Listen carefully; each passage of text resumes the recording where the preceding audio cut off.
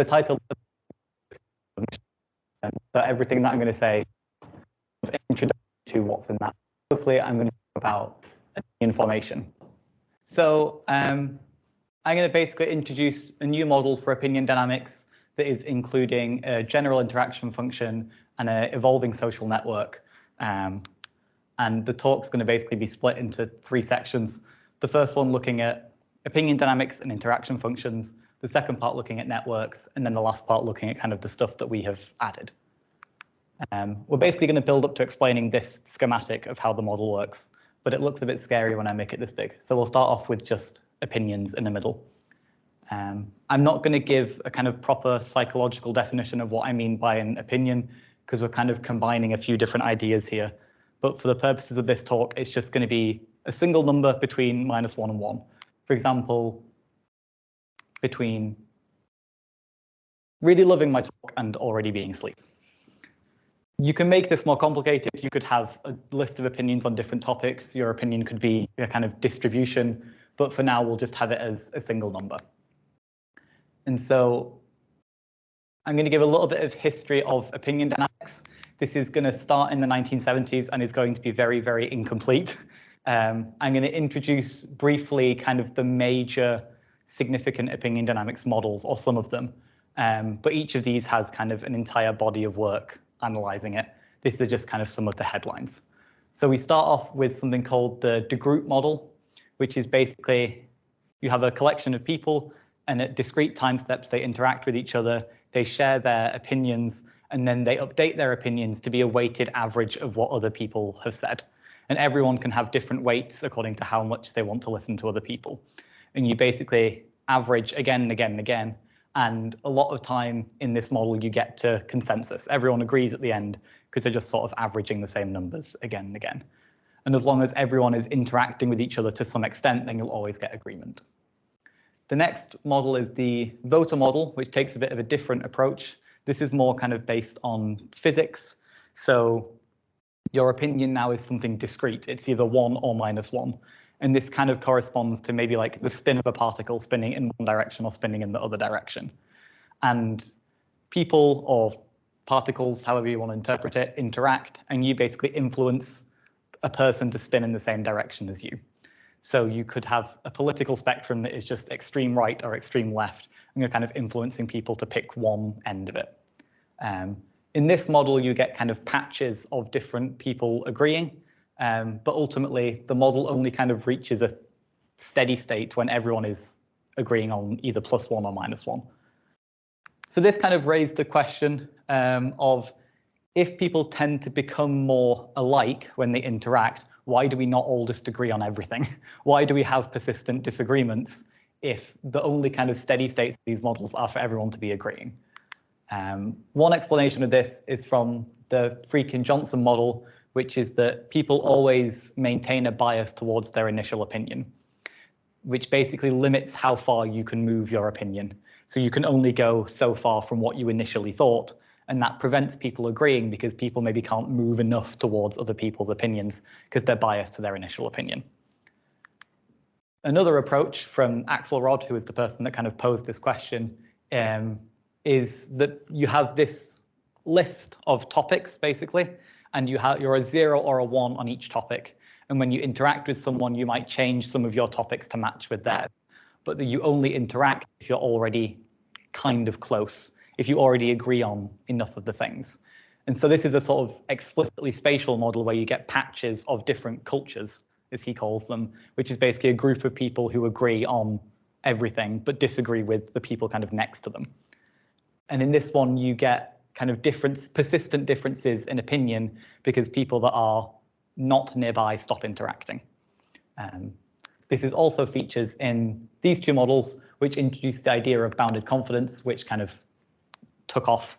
And we're going to focus on these models on the top because they are treating opinions between -1 and 1. And we're going to focus in particular on the Hegselmann-Krause model. So they introduce two things that are going to be quite significant. The first one is this bounded confidence set. So here your I's and J's are individuals or agents, and your X is the opinions. So xi is the opinion of individual I. And the confidence set is other individuals j who have an opinion that is similar to yours. So this r is some constant that is called the opinion radius and says how willing you are to listen to other people. So if someone's opinion is within a distance r of your opinion, then you include them in your bounded confidence set and they're a person that you're willing to interact with. If the distance is too far away, then they're not in your bounded confidence set and you don't want to interact with them. This distance here is just going to be the norm of the two values. But if you were in higher dimensions, you could use some sort of more interesting distance metric if you wanted to. And the way that the dynamics works is that you're then averaging over this confidence set. So you look at the opinions, the xj of all the people in your confidence set, and you're sort of moving towards the average of that. Make sense? Cool. So that's opinions and some opinion dynamics. The next thing is to bring in the interaction function. So we're going to start with this bounded confidence model. And the first thing that we can do is to rewrite this using an interaction function. So this phi r here is the bounded confidence interaction function, and it's just 1 if so it's a function of the distance between opinions, and it's 1 if the distance is less than r and 0 if the distance is greater than r. So it's doing the same thing as the interaction set was before. And so now rather than dividing by the number of people in the interaction set, we just divide by the sum of the interaction function. So these two are doing exactly the same thing. They're just written in a slightly different way. The next thing we can do is to simplify this a little bit by, rather than dividing by the sum of the interaction functions, we just divide by the entire population. There's a couple of reasons for doing this. The first one is that it makes the maths much, much nicer and makes this model way easier to deal with.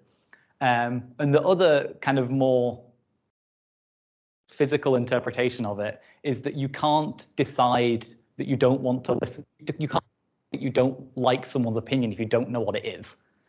So it's not accurate to say that you're sampling just the people you agree with because you don't know who you agree with until you sample everyone.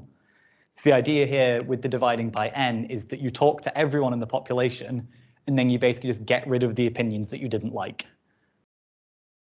These do give slightly different dynamics. And I can talk more about that later if you want to, but for now, we'll kind of go with this. So at the moment then, we have our ODE for each opinion being 1 over n times by the sum of the interaction function times by the distance. And this interaction function is the bounded confidence interaction function. But we can write this more generally to be any interaction function. And we get this sort of general opinion dynamics model. So in this more general model, what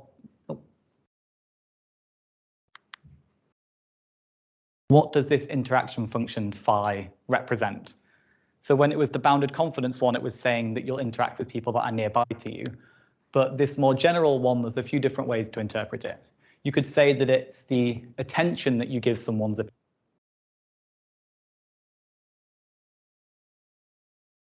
That opinion more attention, you kind of value it a little bit more. You could say that it's kind of how much it influences you. Or another alternative is that this interaction function says how much kind of you're affected by that opinion. So if you interact with someone very strongly, then you kind of have this desire to agree with them.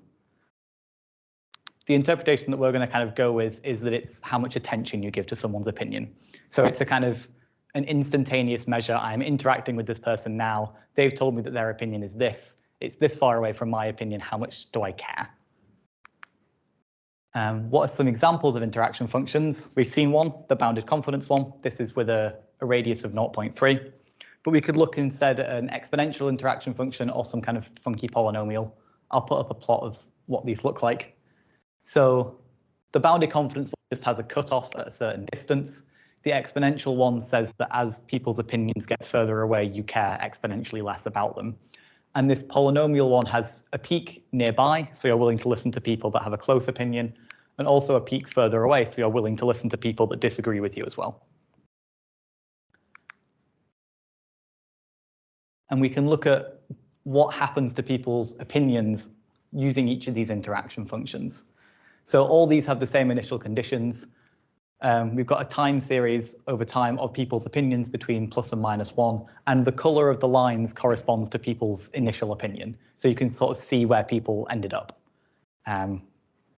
And in this one, we get sort of fragmentation into 3 groups. Here in the middle, we get consensus, and here at the end, we get to split into 2 different groups. The interesting thing to note about this one is at the end, we split into 2 groups, and they're at a distance apart where this interaction function is very low. So they've sort of interacted, and then they've got to this point, and now you have 2 groups that are no longer talking to each other. So we can make things a little bit more kind of formal. So we can have this diameter that is the maximum distance between any pair. So sort of just how spread out your opinions are. And we say that the population reaches consensus if this diameter ends up at 0. So if everyone ends up agreeing. It might never reach 0 in finite time because we're looking at ODEs. So we have the limit as t tends to infinity of the diameter being 0. The first proposition just says that nothing too wild happens and that your opinions always stay between -1 and 1. And that eventually your diameter converges to something. In fact, the diameter is always decreasing. So if everyone starts off between plus and minus 0.5, then everyone will stay between plus and minus 0.5. And then this one's a bit more interesting and looks a bit nastier. So I'll have a slide to explain what it means. This is based very heavily on this Moch and Tadmore's paper that deals with general interaction functions. And it basically says that for any epsilon greater than 0, there's a particular time where either people's opinions are close together, the interaction function at that distance is very small. So this is sort of what I was saying with this one, is that at the end of the dynamics, either people agreed or they were at a distance apart where the interaction function was 0. This holds at a specific time t, rather for all time, but let's go. So in this one here, the groups are separated at a distance that's bigger than 0.3, so the interaction function is 0. At this one in the middle, the interaction function is always strictly positive, so this ensures that eventually everyone's opinions will be very close, which means that for this exponential one, we can guarantee that you will get consensus from any initial conditions, because this proposition requires that eventually this will become very, very small. And again, the last one splits into 2 groups, and they're a distance apart where the interaction function is low. So one last proposition, which is that if your interaction function is always strictly bigger than some constant, for example, the exponential one, then you can guarantee consensus from any initial conditions.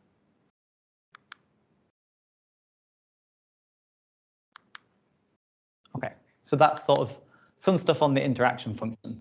So we've seen a bit of the history of opinion dynamics so far. We've constructed this kind of general ODE model, and we've seen interaction functions that give us consensus and interaction functions that give us polarization.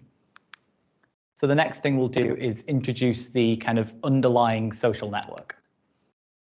So we're going to develop this model a little bit further. We introduce this network W by adding this Wij here that basically we'll interpret it as sort of the relationship between the 2 people. And we multiply that by the interaction function, meaning that you need to be both connected in the network and choosing to interact with each other.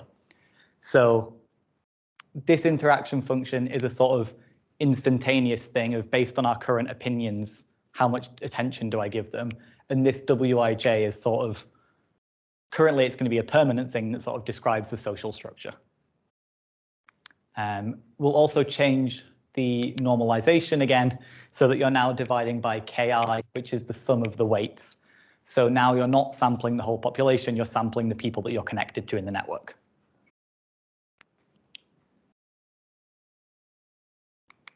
And that's it for now.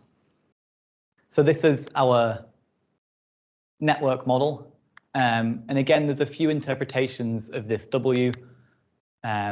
You could use it to model sort of spatial constraints.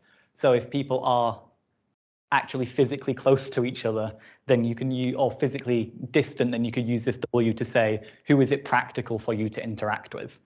You could indicate expertise. So for example, everyone might give individual 1 a very high weight because everyone recognizes that that person really knows what they're talking about on this issue. Or like I said, we can use it to sort of model the relationships between people. So if you want to influence someone, they need to both value your opinion and sort of have some trust in you as well. This is a plot of sort of the same thing as before, but now including a network. So this over here shows the network, and the colors of the nodes are individuals' starting opinions. We can compare this to what we had before when there was no network. And we see that in the exponential case, it doesn't actually make too much difference. Because the interaction function is always positive, everyone's still basically interacting. And we get a similar sort of situation over here. In the bounded confidence case, things are a bit different. We still get clustering, but now we get more clusters and in different places based on who has been interacting with who in the network.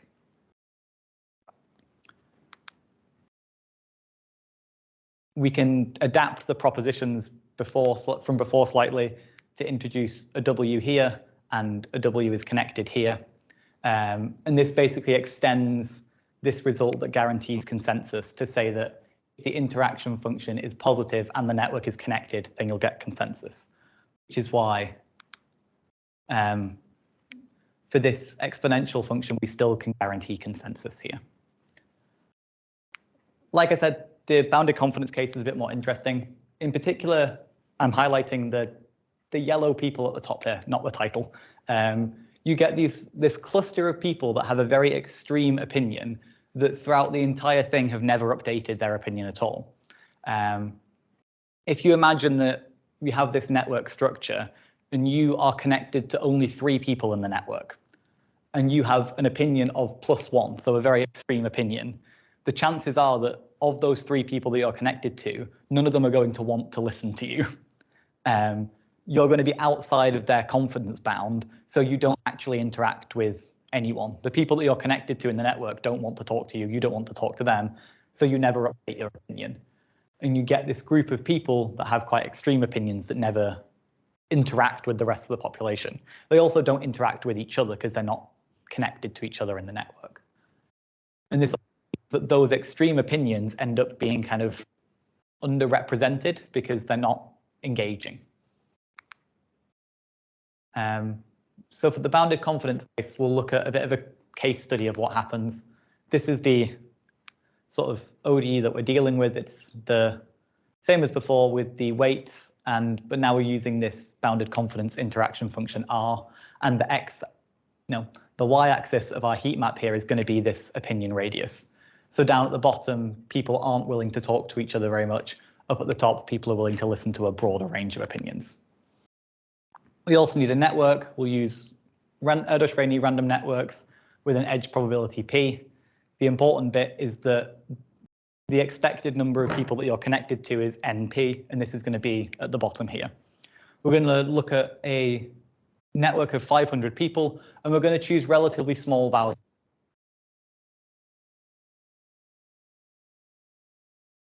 Sparse network. We also need a measure of what is happening. So we have this order parameter that we'll use at the end of each simulation that looks through each pair of individuals and asks how much they're interacting. Because the bounded confidence interaction function is either 0 or 1, this is basically measuring who is agreeing at the end of the simulation. So that's going to be the color of the heat map. If it's 1, that means that everyone agrees. If it's 0, it basically means that everyone's opinions are spread out and no one is interacting. So we can fill this in. And I'll zoom in on this to make it a bit clearer and point out a few interesting bits. The first bit is down at the bottom here. When this interaction radius is very small, so people only listen to others if their opinions are very close by, then we basically get that no one agrees, just no one is talking to each other. We also get this sort of curve appearing here that sort of splits up this darker region here from this bit over here. So underneath this curve, the order parameter is quite small, so people aren't agreeing very much. And the shape of this curve basically comes from that idea that if you only have a small number of connections and a very extreme opinion, probably none of those people will want to talk to you.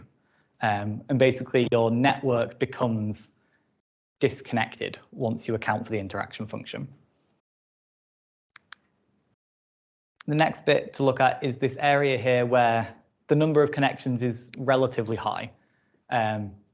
It's a network of 500 people, and we're looking at sort of 15 to 25 connections. So it's still quite a small number of connections. But basically, once you get past about 15, the actual value stops really mattering, and you get basically the same pattern appearing, which is consensus for high values of R, two groups forming for intermediate values, and then no one agreeing at the bottom. So we could carry on this heat map all the way up to 500. But basically after 15, it stops mattering because your network is already connected enough. You're connected to enough people that you're seeing a sort of representative sample of the population. So the exact number of people that you're connected to stops really mattering. And the last bit, which I think is most interesting, is this little bit in the middle here, where you have an opinion radius of about 0.4.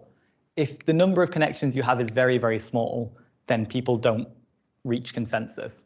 But also if the number of connections you have is very high, then people don't reach consensus. But there's this kind of ideal point in the middle where your network is connected enough for people to communicate enough to reach an agreement, but it's not connected so much that people just immediately latch on to the people they agree with. If you have a very high number of connections, then you get sort of people forming into kind of clusters very quickly, and then those clusters don't interact. But if you have this kind of ideal number of connections, you sort of slowly reach a consensus, if that makes sense. So that's the network model. We've taken our general model to a general network model. We've extended a couple of the analytic results, and we've looked at this heat map that compares the impact of the opinion radius and the number of connections. So that's all the background. The last bit is the stuff that was sort of done for the paper on dynamic networks. So looking now at the sort of the latter half of the description of this talk, we're going to look at co-evolving social networks in which individuals build relationships through continued meaningful interaction. So the co-evolving social network just means that our W is now going to be a W of T. Building relationships just means that the weight is increasing.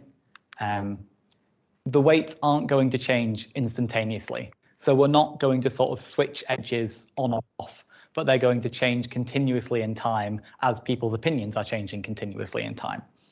And the interaction function, the interaction here just refers to the interaction function. I'm going to skip ahead just a little bit to the examples. So these are three examples of different types of weight dynamics that we looked at. I'll come back to them in a second, but the thing to notice is sort of the general setup of each of them. So you have the interaction function here times by one term, and then 1 minus the interaction function times by another term. And you have this kind of same setup in each of them. And they all follow this general pattern. So this top equation here is just the ODE for people's opinions. And this one here is the ODE for the weights.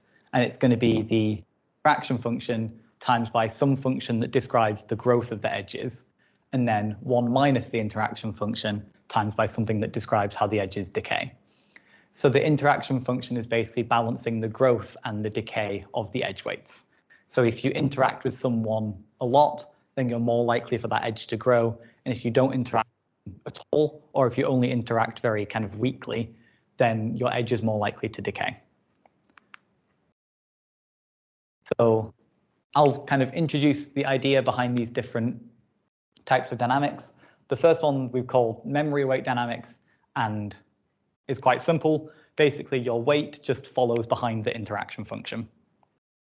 So whatever the interaction function is at this time, the weight will start moving towards that. So if you're currently interacting with someone at strength 1, then your relationship will build until it reaches strength 1. And actually, we can integrate this one.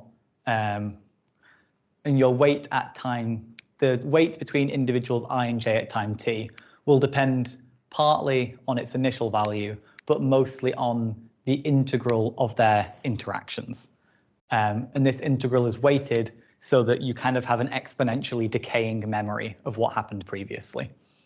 So because you're kind of constantly following the interaction function, the relationship that you have with someone gives you a sort of kind of captures some of the history of how much you've interacted with them in the past. The next one is logistic weight dynamics, because we just have logistic growth or logistic decay in both places. And in this one, the interaction depends on whether it's greater than or less than a half. So if the interaction function is bigger than a half, you get logistic growth of your edge weight. So it'll increase up to 1. And if the interaction function is less than a half, it will decay down to 0. All of these are designed to keep the weights between 0 and 1. The last one looks a bit more complicated, but you have basically the logistic bit here, and also this extra term, this lambda w squared ij term, that is basically allowing you to add new edges into the network. So the memory weight dynamics lets you add new edges anywhere. The logistic weight dynamics doesn't create any new edges, and the friend of a friend weight dynamics creates a new edge between two people if they have kind of a mutual friend. So we can take our sort of case study on bounded confidence and do the same thing, but adding in these network dynamics. So the logistic one doesn't do too much. It has a pretty small effect because it's not creating any new edges. It's just sort of changing the weights of edges between people. So the people that agreed a bit will now give each other more weight, and the people that didn't agree will give each other less weight. So in some areas, you get a little bit more consensus than you did before, but not too much is happening. In the bottom right, the memory weight dynamics is having a significant change. Basically, this value along the x-axis, which is the connectivity of the network or of the initial network, doesn't really make much difference because it's exponentially decaying. So you get something that is sort of independent of the initial connectivity of the network, and you just get a group of consensus at the top, polarization in the middle, and sort of disagreement at the bottom. And then the friend of the friend one is doing something that's sort of in between these two. It kind of has this effect, but not as strongly. If your connectivity is very, very small, then you don't have immediate connections to people, and you also don't have friend of a friend connections because there's just so few interactions. We can also look at the exponential interaction function, which is now a bit more interesting. We've put in a constant alpha here to describe how quickly the exponent decays. So for the fixed network model, it's quite boring because we had a proposition earlier that if the network is connected, you'll always get consensus. So we get consensus basically everywhere except here when the network isn't connected. But with the weight dynamics, things get a lot more interesting because, for example, with the logistic weight dynamics, this value is going to be less than half after you get a certain distance away. So if there's people that are, if you're at -1 and someone else is at +1, then this interaction function is going to be very small, and you'll actually be decreasing the edge weight between you. So even though you're still interacting with them, you're sort of getting rid of that edge weight. This is kind of like you disagree with a family member and you might still have to kind of go and see them at Christmas and interact with them. You might have to talk to them still, but you no longer have to pay attention to what they say because you've sort of got rid of that edge weight. So you actually lose a lot of consensus and you get something that's a bit more kind of realistic because people that are really far apart, even if they have to continue interacting, stop listening to each other or stop caring about each other's opinions. And then again, with the friend of a friend dynamics, we see this kind of to an even bigger extent. I have the memory weight dynamics on here because the memory weight dynamics always gives consensus. So it's not, it would just be a yellow box. And that's it. So we looked first at sort of opinion dynamics models with a general interaction function. We saw that some interaction functions give consensus, some give kind of polarization. When we introduced the network, we saw this kind of more complex heat map of how the interaction function and the connectivity of the network interact with each other. And then when we added the network dynamics, we kind of have this interaction function balancing the growth and decay of the edge weights. And this can sometimes help create consensus, but also kind of can enforce polarization, because the people that you don't want to interact with, you also decrease the edge weights. So yeah, this is the title of the paper that deals with all this in a bit more detail, has some extra kind of propositions and stuff in there. I would like to thank my supervisors, Susanna and Marie-Therese, and also the EPSSE for the funding. That's it. Thank you.